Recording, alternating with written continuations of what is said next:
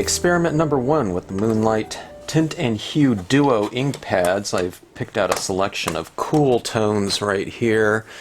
Just trying to conceptualize a basic idea. I don't have anything real specific in mind because I don't know which way this is going to go. And I don't know, that's my usual approach to most of the scenes that I'm doing. And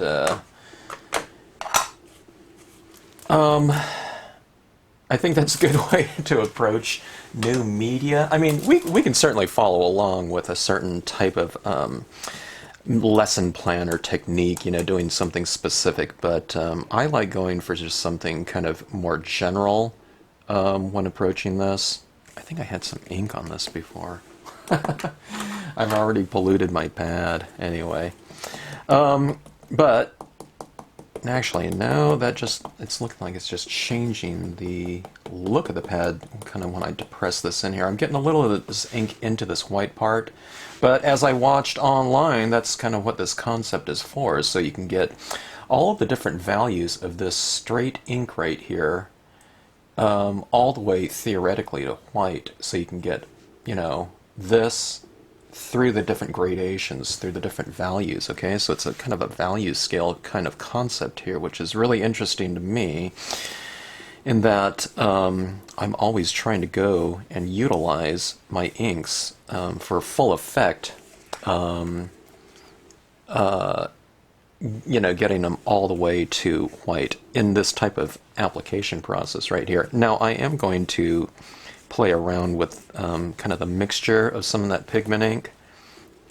It's kind of going against my my sensibilities, though, and what I've kind of come to know from pads. You don't want to just go with your dye-based ink and right into, you know, white. You know, I wouldn't do that right into my white Hero Hues Unicorn White pad because you're going to pollute it. But with these ones right here, they're all have their dedicated pigment ink pad, so, you know, you can get some in there, and you're supposed to just kind of wipe them off to clean them off, but having their own kind of dedicated pad for that, you know, very purpose, it's not as much of a consideration. I mean, they say to clean it off, but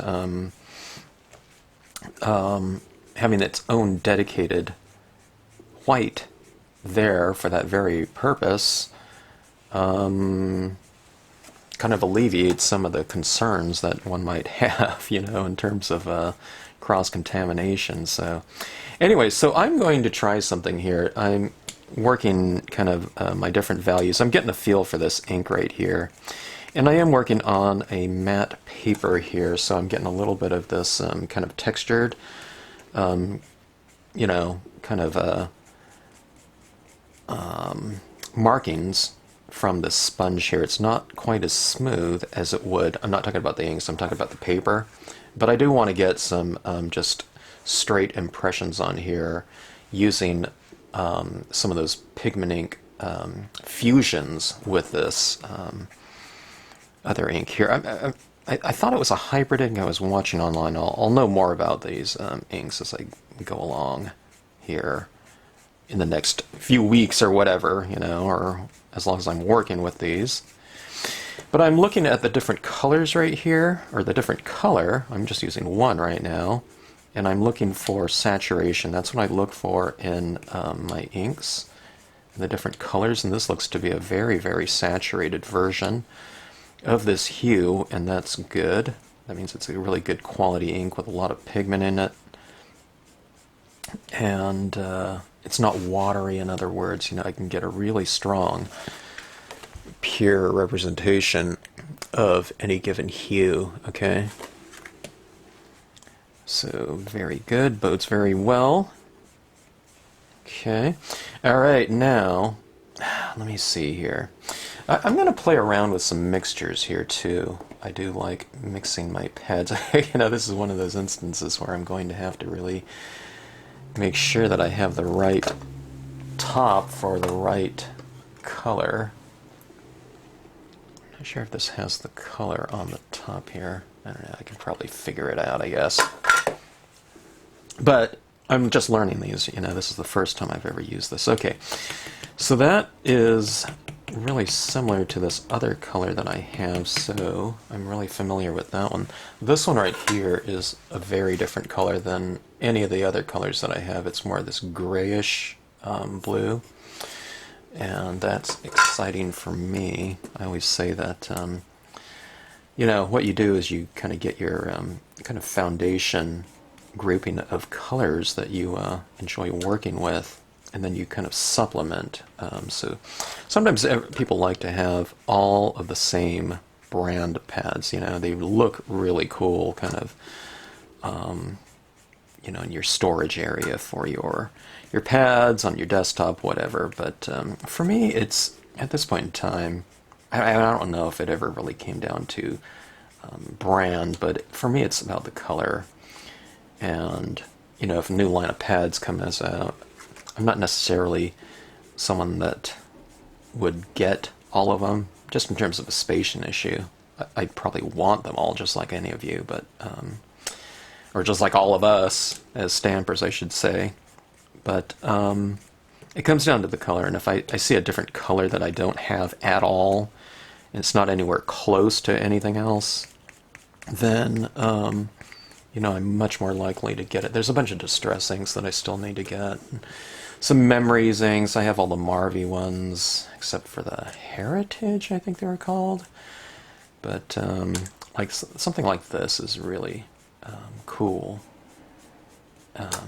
Especially kind of, it's cooler, but it's kind of grayscale as well. So as I go on here, it seems like more of like a grayscale tone like that. But look at that.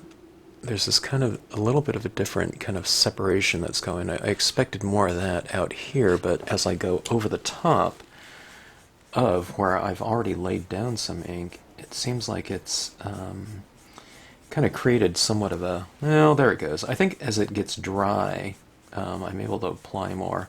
It's fun because it allows me to kind of push things around. So the characteristics of this ink are a little bit different. I think they said it was a hybrid ink on this side. I need to watch their video again, but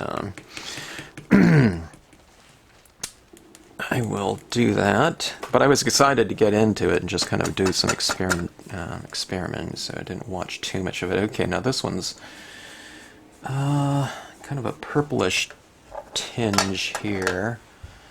That's Deep Space Blue. Sounds like right up my alley. Okay. Pretty cool here. I'll get to that hybrid. I just want to kind of lay down some of these tones right now to get kind of the feel of saturation, intensity, value, etc. And from what I can tell, that indexing there is really good. It's pretty true to the colors that are in, you know, the color of the ink itself. Which is always helpful to us stampers, right? You want to know kind of what color you're kind of going after. A lot of people make charts, you know, they'll do that little chart thing and they'll have their chart and they'll write down the name of it. But I don't know, that looks pretty good to me. Now, remember, I'm using the same tip here, so it has all those other blues in it, so it's not quite like that. But when I see it laid out on this paper, it does look pretty close to that, you know, color. So I don't think I would need a kind of a chart for that part of it. Alright, so anyways, laying this down, I like what I see. I like the consistency though too, so we'll see how this goes here. I want to see something different too, you know. A lot of times I don't want to just see kind of more of the same in terms of consistency of my colors and different types of inks. If I want to go with a different color, you know, I mean, if something's really different, then I'll get it, you know, in terms of color, but it's kind of cool to have a different characteristic too. But look at that. Now, this is matte paper, okay? Matte paper is typically more absorbent than, of course, your glossy. You know, your glossy, and it stands to reason that your colors would be able to glide on this really nicely. As I build up these colors right now on this matte paper, it was kind of grabbing a little bit. I saw more of the the edges of, you know, the applicator, sponge tip. You can do this with paper towels or something like that and just drag it across. But the more I go, the thicker it gets. It's getting a little bit of a buildup, which is good because I can drag that along in a nice kind of graceful manner and get these kind of more, I don't know, smoothly applied textures. If you can get it smooth, you can also go for texture too and get, you know, these things right here, you know, or whatever texture you're going after. You know, you can crumple up a piece of paper and get, you know, kind of different textural marks. But I also want to see if I can get it smooth, because if you can get it smooth, you can get it textured easily. But sometimes with certain types of inks, you can get it, you know, you can't get it smooth. It just doesn't smooth out because it's so absorbent, or it dries really fast. And in which case, it doesn't mean that those inks are bad. It's just that you couldn't use them for certain types of techniques easily. Okay. All right. Now let's test some things, you know, around like this. God, this goes against my kind of my feelings on this about just taking ink right into the white, especially when they're brand new, you know. But let's try this right here, just with an applicator. You're supposed to, you know, be able to stamp your stamps in there and go for these different types of kind of transitional impressions, which I'm going to try on here too when I get to it. But let's try some of this white on here, and let's see what some of that looks like here. I do like the idea of translucency and opacity. It's not really opacity when it comes to pigment inks, because it's not really true opaque, but there's this kind of a version of some certain color moving towards opacity with their translucency. Translucency means you can kind of see through it, like wax paper or something like that.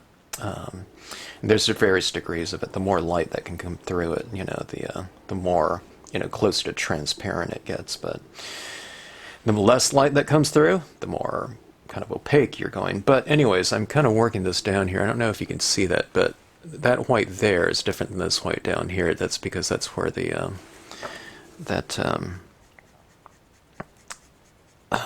pigment ink is kind of coming into play. So there's actually kind of, you know, somewhat of a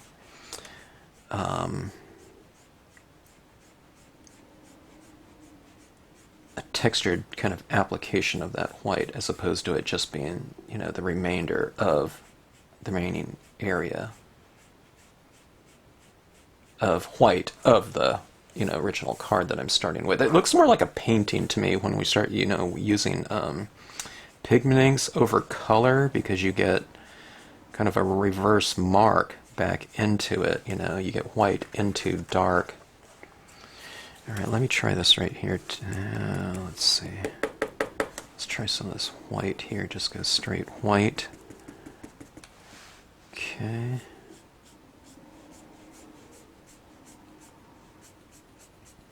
Looks pretty cool. It's very subtle, because that, you know, the ink is on there, and like I said, it's kind of a little bit more of a translucent, but it does look more painted to me now with that pigment ink. Pigment ink to me is almost like paint.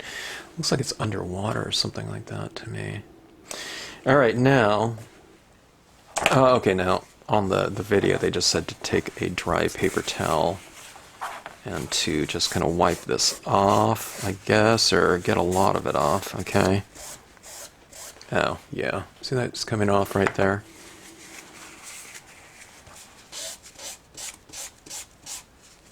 Now, to me, I mean, it's going to stain it. It's not going to be pure white, but I don't know. If this is, you know, since these are dedicated pads, you know, separate pads directly for that color, I'm not going to worry about that, you know, because I'm going to be using it in combination with that color anytime I'm using it anyways, you know. I mean, I might use this pad just for that, you know, specific color too, you know, in terms of, you know, this portion of it, but I don't know. Why not use these things in the spirit in which they are created? That's their strength, right? All right, so let's see here. Okay, now, one of the things, the demonstration that I saw was of the imagery being inked up, and then, you know, some of that color from the white side of the pad being used on the stamps itself to make impressions, okay? So let's try some of that. That part is really quite intriguing to me. And I'm not quite sure what colors. I didn't use these ones right here. This, I don't know, I got a pretty full array of tones there just using. What did I think did I use 3 of these? I can't even remember now. Apologies, but okay, I have this tree here. Okay, so that being said, if I'm using something in terms of this hybrid style of impression, if I go with something that's really thin, like this, well, I don't know, maybe that'll show up, you know, but I thought something kind of bolder like this would be the thing that would be more effective. And I've done some things with that recently, in terms of the hybrid style of impression, playing around with it, but applying that ink with a cotton ball directly onto this after I've inked up the image. But let's just try this right in here. And let's see if I can get some kind of decent kind of fusion of these two colors. Ooh, that pad right there is super juicy. I mean, it's brand new, so it stands to reason, but it just, I don't know, that felt right. Like there didn't look that juicy to me. But it is. Alright, gosh. I am really hesitant to go like that into it. I don't think I'll ever get used to that. I tell you what, I'm going to take off some of this ink here, though, where I'm going to be utilizing some of that white in there. Okay? Like that. Alright, so I don't know if you see how juicy that is right there, but see that top part right around in here, there's less ink. Okay, but even when there's less, it's going to pollute this side of it, but I don't know, so be it, you know. Let's that looks cool in itself, doesn't it? Let's give it a whirl here. Maybe something like that, maybe? I think it looks pretty cool. Let's test it out. I think it'll stamp out fairly lightly, but these are going to be, I'm thinking, my background trees, okay, so they're a little bit lighter. Then I'll stamp some foreground trees in a darker hue, or darker value. Maybe darker hue and value, I'm not sure. So, I know what those inks look like, kind of, you know, when applied and just blended onto a piece of paper here, but let's take a look and see what the impressions look like over the top of that. Sometimes it's not indicative of how these will look if you just stamp them just on pure white paper, because we have this coating now of some inks already on here, so sometimes our impressions are different as a result of that, because you're stamping it on something that could be a little bit more resistant. Okay, so anyways, see that tree right down there? Yeah, it's really light over that portion right there. So let's go with another one. Let's put another impression of that back there. Okay, I'm going to wipe this off before I ink up again, even though... Okay. Alright, now this one is going into this darker... I put a little bit more white on this one because I was stamping it in that darker area, okay? So let's go with the darker one in the lighter area. Does that make sense? Because if I go light in light, we won't be able to see it. So let's just go straight as is with this one right here. In theory, it should look closer to us because it's darker. It's darker in value. Things that are darker tend to, be a little bit more closer visually to us because it's, that light that's reflecting off it in theory doesn't have as much, suspended particles in the air to break up that image by the time it gets back to our eye. Okay? Holding this down, allowing that ink to transfer, especially since we have that pigment ink down there, it might be kind of making a resist to the that side of the pad. Okay. Oh, that looks awesome. So look at those different combinations of that. There's a lot of depth, isn't it? Okay, let's go with, alright, let me try something here. God, this really,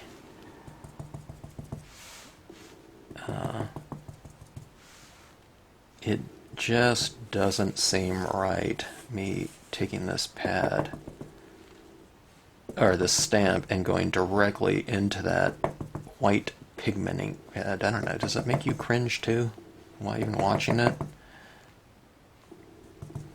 But that's what I saw in the video, and that's the, you know, the creators of this thing, so I'm doing it. Alright, let's just go with straight white here. It has a little bit of the blue on there, but it's, for the most part, it's just that white. And let's put that over here. So light in dark and dark in light, alright?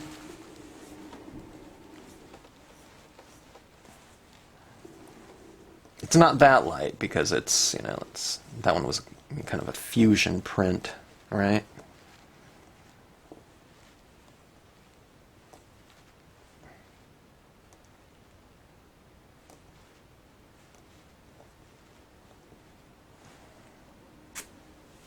Okay. This back, there was more blue in that print than I thought. Okay, there it is right there. It'll just become very, I don't know, kind of a, it's somewhat obscured and just on its own wouldn't be very much of a statement, but you combine it with the crisp, darker impression in the foreground, and then that reads as just kind of this amorphic version, you know, of that tree in the background. So you kind of need the crisp in conjunction with the obscure for full effectiveness. Okay, let's go with this one right over the top of it. It seems weird to me stamping this over the pigment ink too, but I mean it seemed to work just fine there, so I don't know. Fun stuff. I have a lot of ways to go. By no means do I think I'm figuring things out here. Whenever you're kind of getting into a new type of medium, you know, there's a lot of different things to discover about them. Even when I'm working with the different types of new dye-based inks, there's different viscosity kind of considerations that come up. Look at that right there. So see, when you have that alone, in this type of setting right here, it doesn't look that great, but when you put that right next to it, doesn't that, you know, those two in combination look really fantastic, I think. It's just, you know, it just becomes a background thing, so you have kind of the obscure with the more defined, so they kind of play off each other like that. Anyway, let's see here.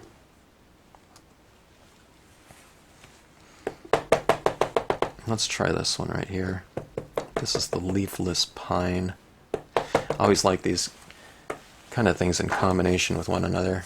Okay, let's go like that. Let's wipe some of this off. I'm doing this so it transitions from kind of darker to lighter down here. And, I don't know, let's try this right here. Let's get some of this into that pad. Like so. It's kind of like being given permission to do something not allowed here by putting that ink in that pad right here. Anyways, this is what this looks like, little frosted tips right here. I don't know what that's going to look like, but let's give it a try. Okay, let's see here. Let's take a lot of ink off the bottom portion of this. I might even mask this off down here. Or, let's see. Let me really clean off the bottom of this one. Like that, like so. Okay. Let's put this tree in here. sometimes I make my kind of leafless trees a little bit taller than the other ones. You know, it's like by the time they get to a certain height, those are the ones that are getting hit by lightning, they're older, or aged, whatnot. I mean, you can put one lower too, you know, just for a little bit of contrast. That right there, kind of coming out of the mist. We can use another one over here too, huh? Let's try it. Here, let's go a little. Okay, I think that I'm done with that. Pad right here. Okay, let's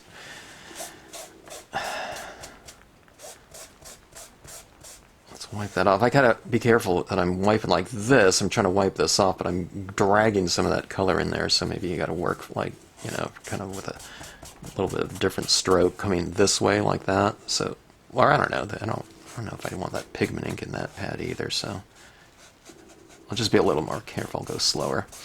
Alright, so anyways, that's kind of interesting.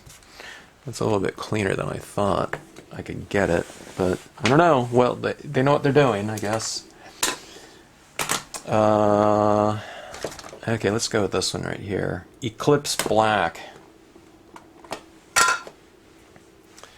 Love that name. Let's go with some Eclipse Black on this. Dare I put some of the white on here to show up in there? Why not? Right? That's the that's what they have this in here for. Okay, so it goes like that. It's black, and then I have some of those tips there a little bit white.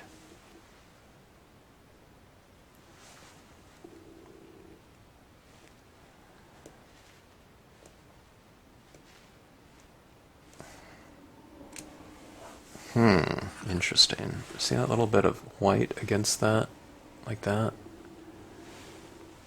Yeah, can you see that?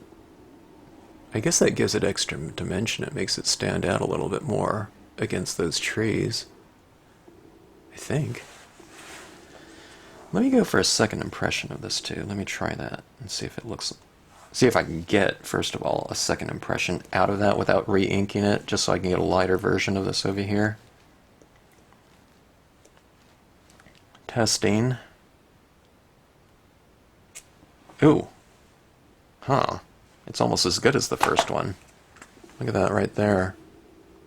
Maybe it stands out just more because it's against that really light area, where this one right here is kind of dark on dark. But look at that. I get a pretty good impression out of that one right there. Yeah, I don't want to press my luck and go for a third, but let's see if I could have right here. I have a feeling that the ink, a lot of the ink didn't I don't know, that's pretty good right there. I think a lot of the ink didn't transfer because all that ink has already been laid down, so it's like you're stamping kind of wet into kind of almost, not sealed or anything like that, but a little bit. Okay, now I'm looking at this as it dries, because things dry differently too, especially when you're talking about pigment inks, but see that little perimeter right there? That's kind of cool in terms of the impression, but look at the dimension right in there. It's looking pretty good. So far, so good. Alright. The one lazy part of me, of course, is not thrilled with the idea that I have to clean up after myself. And there's these white pigment inks. I guess it's not a bad price to pay for being able to just to do that, though. My gosh. Okay. That is really fun. Okay, now let me try something here. Okay, my trusty blending cloud. I'm joking. This is just a piece of, just a cotton ball. And let's utilize some of the pigment ink in here. Okay, white pigment ink like this. And kind of this amorphic kind of atmospheric area. See where I've retained some of that lighter tone in there? And going in and where light meets dark, okay, That's where this is really the most effective, okay? Because you're saying that this is light being reflected off of moisture in here, so you're going to put it where there are light areas. You're not going to put it over in the dark because there's no light hitting over there. You know, you're saying that the dark area is dark because, you know, that's where the shadows are and whatnot, and light isn't hitting here. But see this right here? So how I can add this extra pigment to the sides of the trees facing the light. So on the right side of the scene, I'm doing left side lighting on these trees, okay? Here's another tree back over here in the background.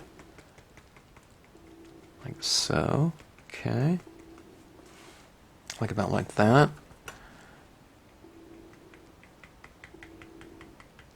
I'm putting some over this background tree as well. Maybe it's kind of coming out of the mist down here, so I can put some of this kind of lighting and soft type of ink application down there. Now on the left side of the scene, they're going to be right side lit, or top lit, you know, the lighting is coming from right in here, so we can kind of put some of that right in like so.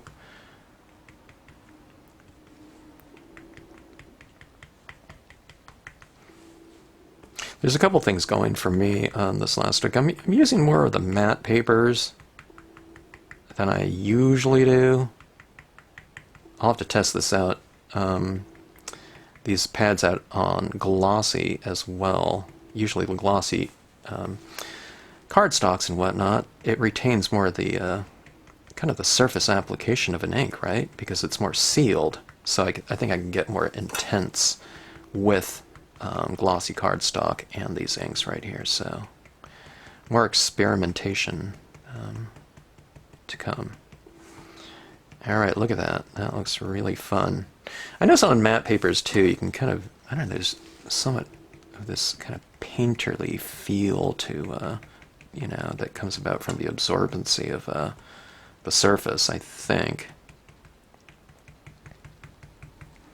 Okay, going pretty crazy back on this, the background tree, really kind of pushing it back in the distance and kind of setting it into kind of this cloudy little area, misty, I don't know, misty, foggy area. Yeah, it looks pretty good, I think. Look at that. I don't know, does that kind of bring out a lot of atmosphere into the scene? I'm really surprised at how dark that impression got. And what I'm looking for too, this is what I look for. When this starts setting up and drying, I mean, it's going to take a little bit more time, but how does it look when it dries? Does it dry darker? Does it dry lighter? Is it true to the color that, you know, when I stamped it out? I usually start seeing some changes starting to happen right now, but I don't know, so far so good. I mean, I'd kind of prefer it stay what it looks like when I stamp it out, because you can get a better feel of it, you know, instead of coming back, you know, tomorrow or something like that. And oh my God, it really changed, you know, dramatically, because then you have to go and make your adjustments like that. But if it's good to go, then, you know, we know what we need to do as we're working on it, or while we're still working on it. Okay, so this is a white acrylic paint pen, Meowsen. I don't know, they all come out of the same, probably factory or something like that, because they all look the same to me. Okay, so right side trees, left side highlighting. Let's see what we can do in terms of getting a few little highlights on these trees just for some extra lighting. It's kind of adding that crisp little touch to the piece. Okay, doesn't mean you can't put any on the left hand side or something like that, but I kind of go a little bit more dominant towards, you know, the side that's being illuminated, you know, or whatever side, you know, the objects are being illuminated from. See that right there? A little bit of a kind of a left side illumination, right? If you want some, you know, like this tree right here to stand out a little bit more, you can kind of run some highlights on that. I usually use the dot. You can use a line or something like that. This background tree is kind of being illuminated, you know, backs, you know, from the back, so you can put some highlights on both sides, maybe. And on the left side trees, we do right side illumination. Yeah, dominant at least. Alright, guess something like this. Sure is atmospheric with that pigment ink in there, huh? It kind of has this own kind of a amorphic feel to it. You know, I've been playing around with more pigment inks lately and translucencies, and instead of being kind of more of an accent, it's a really integral part of the medium, or the media used. Okay, here's some stars. Okay. Like so. We all tend to kind of put our stars like equally spaced in our pieces, so what I do is I come back and I cluster here or there, you know, to make it look a little bit more irregular. Alright, so far so good. Experiment number 1 is in the books. I like what I see. I need to get a little bit more kind of fearless in terms of that rubber or ink application going from this into my white. You know, just kind of a little bit of a trepidation. Okay, I'm using some of that white here to give, you know, some of these little stars. I'll give some of these stars a little bit of a glowing light and texture around them like that. Just makes them stand out a little bit more, and it brings kind of a textural variation into those areas. Okay, so anyways, yeah, matte cardstock as well. So again, it's not a very good cardstock as well, because it's uncoated, so matte paper. This is the coated side, right? It's glossy, so I don't know. I think we have achieved some pretty deep space right here. And look at these colors too. These colors are pretty good. I think that was the Aurora Teal. Very nice, very nice. And surprisingly, quite a bit of depth in here. Like that one right back in there, and that one right in there was a lot of that hybrid kind of impression of it. And I don't know. I don't know really much more to say about this one, you know, because there's a lot to learn about them. But I like the atmospherics that we can achieve through kind of a more thorough combination of translucency plus transparency. These inks right here, I believe, should be transparent. Okay, it seems like a dye-based ink to me. I think they might have said it was a hybrid ink, but I don't know. I haven't really used hybrid inks before, so I can't really tell the difference. And playing around with this, and plus I was also playing around with it on matte paper, so matte paper has a different characteristic in terms of my color applications as well. But I don't know. I really like that. I really that as scary as it was. I'm just joking, but you know, to put that ink in there, but it cleans up pretty well. And then of course you have re-inkers, you know, that you can kind of re-ink those areas with. But really fun stuff. Okay, so anyways, thanks for watching. If you have any questions, I usually say ask. But I don't know what I'm doing, so I don't know. If you have any comments, certainly comment down below. If you like this video, I hope you like, share, and subscribe.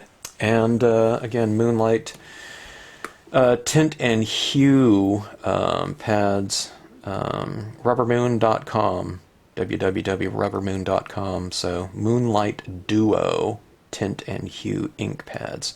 I don't know how many colors there are. I should have probably looked that up before I started this video, but I don't know, check them out if you like this look right here, and I'll be playing around with them more as, you know, time goes. And I'm kind of more interested in what can be done, especially with that fusion style of image. So kind of exciting stuff here for me.